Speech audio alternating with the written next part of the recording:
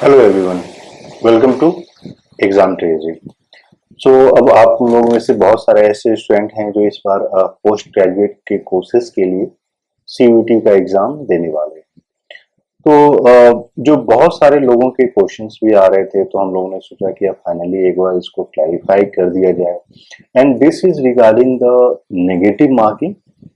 एक तो ये हो जाता है, दूसरा हो जाता है कि जेएनयू जैसी यूनिवर्सिटीज में ये बोला गया है कि आपको सिर्फ जो है 75 क्वेश्चन जो डोमेन स्पेसिफिक क्वेश्चंस होंगे उसी के मार्क्स कंसीडर किए जाएंगे। तो अब नेगेटिव मार्किंग में इसको किस तरीके से इंक्लूड किया जाए, सेक्शन 1 के नेगेटिव मार्किंग, सेक्शन 2 के नेगेटिव मार्किंग, किस तरीके से सारे मार्क्स को कंसीडर किया जाएगा। तो ये एक बहुत ही ट्रिवियल आप सोच सकते हैं कि एक ऐसा कॉम्प्लेक्स सिचुएशन क्रिएट हो जा रहा है जहाँ पे ऐसे स्टूडेंट हैं जो कि सिर्फ जेएनयू के लिए प्रिपरेशन कर रहे हैं, तो वो जो है सिर्फ 75 क्वेश्चंस को ही सॉल्व करेंगे। या फिर ऐसे भी स्टूडेंट हैं जो जेएनयू के अलावा अलग अलग यूनिवर्सिटीज के लिए भी स्टडी कर रहे हैं, प्रिपरेशन कर रहे हैं। तो और दूसरे वो सारे स्टूडेंट के लिए जो है पेपर 1 भी या सेक्शन 1 जो है वो भी इम्पोर्टेंट हो जाता है। दूसरा हो जाता है टाइम को लेकर, क्योंकि आप ये देखिएगा कि इस बार जो एग्जाम हो रहा है वो सिर्फ 2 घंटे का एग्जाम हो रहा है। तो इन्हीं सब टॉपिक्स पे एक बार हम लोगों ने सोचा कि डिटेल में आप लोगों को वो सब के बारे में शेयर कर दिया जाए। तो सबसे पहले मैं आपको बता दूं कि जो जेएनयू का पेपर है, जो जेएनयू के लिए जो कंसिडर किया जाएगा वो सिर्फ 75 क्वेश्चन जो डोमेन स्पेसिफिक क्वेश्चन है, सिर्फ उसी के स्कोर जो है इम्पोर्टेंट हो जाएगा। दूसरा, अगर आप ये देखिएगा कि वो जो टोटल पेपर है वो पेपर आपका सेक्शन 1 और सेक्शन 2 दोनों को मिलाकर है। तो सेक्शन 1 और सेक्शन 2 दोनों को मिलाकर ही आपका टोटल टाइम को देखिएगा तो 120 मिनट्स या 2 घंटे का समय है। तो चांसेस ये हैं कि अगर मान लीजिए अगर आपका स्पेसिफिक फोकस है सेक्शन डोमेन स्पेसिफिक पे फॉर यूनिवर्सिटीज लाइक जेएनयू, तो उसको कैसे किया जाए, तो इसी को अब जो है हम लोग डिटेल में थोड़ा सा डिस्कस करते हैं, सो दैट कि आपको जो है सारा जो एक्सप्लेनेशन है वो भी क्लियर हो जाएगा। प्लस किस तरीके से आप अपने टाइम को कंज्यूम कर सकते हैं, टाइम को यूटिलाइज कर सकते हैं, उन सारी चीजों को भी देखा जा सकता है। तो आइए इसी को अब थोड़ा सा डिटेल्स में हम लोग देखते हैं। तो अगर आप देखिएगा तो टोटल टाइम हो जाता है। यहाँ पे आपका जो टोटल टाइम है क्वेश्चंस को सॉल्व करने का, वो जो है 2 आवर्स, या फिर आप उसको बोल सकते हैं 120 मिनट्स। अब बेसिकली आपके यहाँ पे 2 सेक्शंस हो जा रहे हैं। सेक्शन फर्स्ट है जो कि आपका 25 क्वेश्चंस हो जा रहे हैं, और ये आपका जनरल सेक्शन हो गया, जनरल, ठीक है। और सेक्शन 2, ठीक है, यहाँ पे आपके 75 क्वेश्चंस हो जाते हैं, और ये चीज़ हो जाता है आपका डोमेन। डोमेन मतलब इन द सेंस कि अगर मान लीजिए आप पॉलिटिकल साइंस के लिए पेपर दे रहे हैं, तो पॉलिटिकल साइंस का पेपर आएगा 75 क्वेश्चंस, या इकोनॉमिक्स का दे रहे हैं, हिस्ट्री का, ज्योग्राफी का, तो उसी का। अब जेएनयू ने ये बोला है कि तो हम लोग यहाँ पे 2 यूनिवर्सिटीज़ को लेके कंपेयर करते हैं। एक तो आपका जेएनयू हो जाता है, और एक एचसीयू, हैदराबाद सेंट्रल यूनिवर्सिटी या यूनिवर्सिटी ऑफ हैदराबाद। तो जेएनयू जो है सिर्फ ये 75 क्वेश्चंस को ही कंसीडर करेगा, 75 क्वेश्चंस ओनली, ओनली। और एसयू के लिए ये टोटल 100 क्वेश्चंस हैं। अब पर क्वेश्चन अगर मान लीजिए 4 मार्क्स का है, तो ये आपके 75 क्वेश्चंस जो हो जाएंगे डोमेन स्पेसिफिक, ये आपके हो गए 300 मार्क्स। और 25 जो है ये आपका हो जाता है इन टर्म्स ऑफ 100 मार्क्स। तो टोटल हो जाता है 100 इक्वल टू 400 मार्क्स। अब देखिए इसमें ट्रिक क्या है। जब भी हम एग्ज़ाम देने के लिए बैठेंगे, तो हम लोगों को सबसे पहले किस तरीके से टाइम कंजम्पशन करना है, इसके साथ साथ अपने नेगेटिव मार्किंग को किस तरीके से मिनिमाइज करना है, ठीक है। तो सबसे पहले ऐसे जितने भी स्टूडेंट हैं जिनका पहला टारगेट है जेएनयू का, तो आपको अपना सारा समय इस 300 मार्क्स के लिए ही देना है, यानी 75 क्वेश्चंस को पहले सॉल्व करना है, ना कि आपको जनरल टेस्ट या जनरल सेक्शन जो सेक्शन 1 है उसमें देना है। इसलिए क्योंकि देखिए दोनों मिला के ही आपके पास जो क्वेश्चंस पूछे जाएंगे उसमें कोई भी टाइम डिस्ट्रीब्यूशन नहीं रहेगा कि 120 मिनट्स में आपको जो है मान लीजिए 40 मिनट्स बोल दिया जाए 25 क्वेश्चंस यानी सेक्शन 1 के लिए आएगा और इसी में से बाकी जो 80 मिनट्स होंगे ये आपके 75 क्वेश्चन सेक्शन 2 के लिए दिया जाएगा। इस टाइप का कोई टाइम डिस्ट्रीब्यूशन नहीं है, इसीलिए फिर हम लोग के लिए इम्पॉर्टेंट हो जाता है कि हम लोगों के पास जो भी 120 मिनट्स है ये सारा जो है 75 क्वेश्चंस के लिए दे दिया जाए। अगर आप सिर्फ और सिर्फ जेएनयू के लिए टारगेट कर रहे हैं, आपको मान लीजिए दूसरी यूनिवर्सिटीज हैदराबाद हो जाए, बीएचयू हो जाए, पौंडीचेरी हो जाए, तो आप वहाँ नहीं जाइएगा। तो उस केस में आपको सिर्फ 75 क्वेश्चंस पे ही फोकस करना है। दूसरा हो जाता है जो बहुत सारे लोगों के ये क्वेश्चंस आ रहे थे कि क्या हम लोग सेक्शन 1 को टोटली छोड़ सकते हैं, जो सेक्शन जो 25 जनरल क्वेश्चंस होंगे क्या उसको हम लोग छोड़ सकते हैं।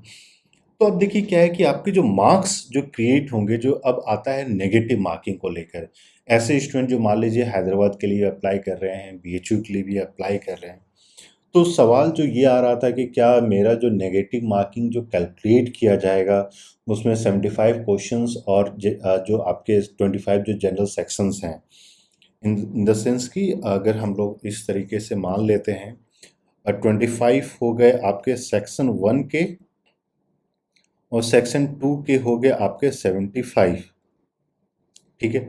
अब मान लीजिए इसमें 25 में आपने जो 5 रॉन्ग कर दिया एंड 20 करेक्ट किया है, यानी और तो इसके जो आपके मार्क्स नेगेटिव मार्क्स होंगे वो हो जाएगा -5 और ये जो आपके मार्क्स हो जाएंगे ये हो जाता है 20 इंटू 4 इक्वल टू 80। 75 में मान लीजिए कि आपने जो 10 गलत किया है और 65 सही किया है, यहाँ पे हम लोग कोई भी छोड़ नहीं रहे हैं, तो इससे भी आपको एक्सप्लेनेशन में फ़ायदा हो जाएगा। तो 65 इंटू 4 अगर आप करते हैं तो हो जाता है 260 और 260 में यहाँ पे -5 कीजिएगा तो ये आ जाता है आपका 75 और इसका हो जाएगा -10, क्योंकि एक मार्क्स नेगेटिव मार्किंग जो है एक मार्क्स है for each incorrect answer that you have answered. तो इसमें माइनस आपको 10 करना है, तो ये हो जाता है 250। तो लोगों के जो क्वेश्चंस उनके आ रहे थे कि जो मेरे नेगेटिव मार्किंग जो टोटल बनेगा ये क्या 250 प्लस 75 इक्वल टू 325 इस तरीके से क्रिएट किया जाएगा या इंडिविजुअली किया जाएगा। तो यहाँ पे जो मोस्ट इम्पोर्टेंट पॉइंट है मैं आपको बता दूं कि आपके जो नेगेटिव मार्किंग है वो इंडिविजुअली सेक्शन वाइज भी क्रिएट किया जाएगा, क्योंकि यहाँ पे जेएनयू जैसे यूनिवर्सिटीज हैं जो सिर्फ और सिर्फ आपके डोमेन स्पेसिफिक मार्क्स या स्कोर्स को ही देखेंगे। इसीलिए जेएनयू के लिए सिर्फ आपके ये 250 इम्पॉर्टेंट हो जाता है, लेकिन for university like BHU, Hyderabad central university या अदर सेंट्रल यूनिवर्सिटीज है, वो जो है 325 को कंसीडर करके ही स्कोर कार्ड या मेरिट लिस्ट तैयार करेगी। तो उन यूनिवर्सिटीज़ के लिए जो कि आपके 100 क्वेश्चंस को देख रहे हैं उनके नेगेटिव मार्किंग्स भी दोनों के ऐड करके ही क्रिएट किया जाएगा। और यूनिवर्सिटीज़ लाइक जेएनयू जहाँ पे सिर्फ और सिर्फ 75 डोमेन स्पेसिफिक क्वेश्चंस को देखना है, तो वहाँ पे आपके जो है सेक्शन 1 के जो नेगेटिव मार्किंग है उसको इंक्लूड नहीं किया जाएगा। तो जब जेएनयू के लिए आपकी जो मेरिट लिस्ट वो बनेगी वो 250 को ही कंसीडर किया जाएगा। इसमें जो है आपके जो -5 नेगेटिव मार्किंग आए थे या फिर 75 जो स्कोर्स आए थे वो इंक्लूड नहीं किया जाएगा। और वहीं अगर हम लोग बात करते हैं बीएचयू या एचसीयू के लिए, तो इसका जो होगा 325।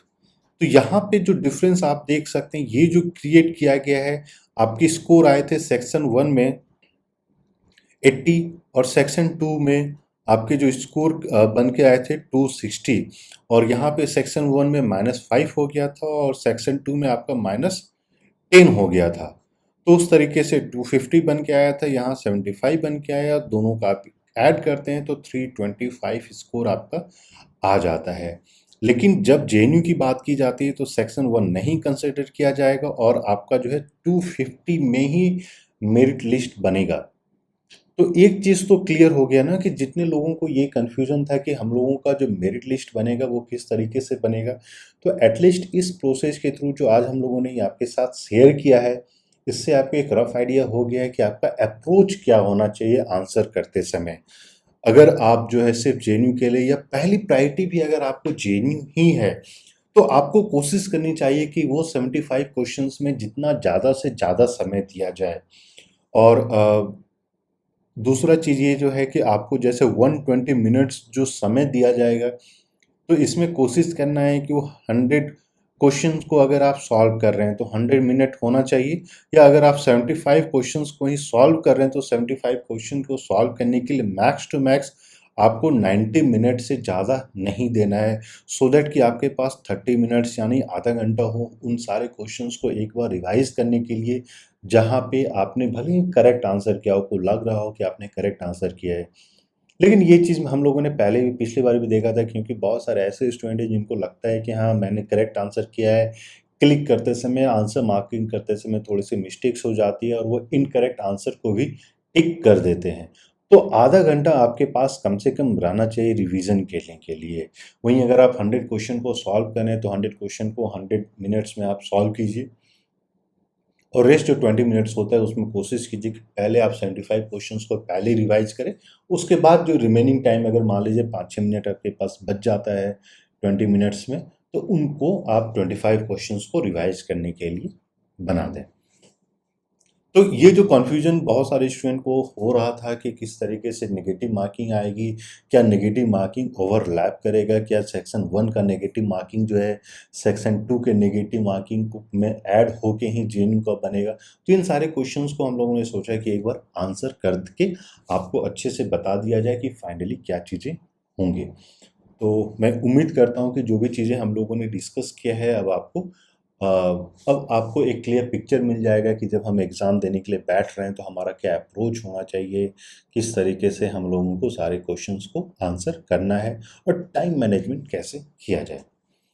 तो उम्मीद करता हूँ कि आपको ये वीडियो पसंद आया होगा, तो प्लीज़ लाइक कर लें और अपने फ्रेंड के साथ भी शेयर करें जो इस बार एग्ज़ाम देने वाले हैं, ताकि उनको भी ये सारी क्लैरिटी हो जाए।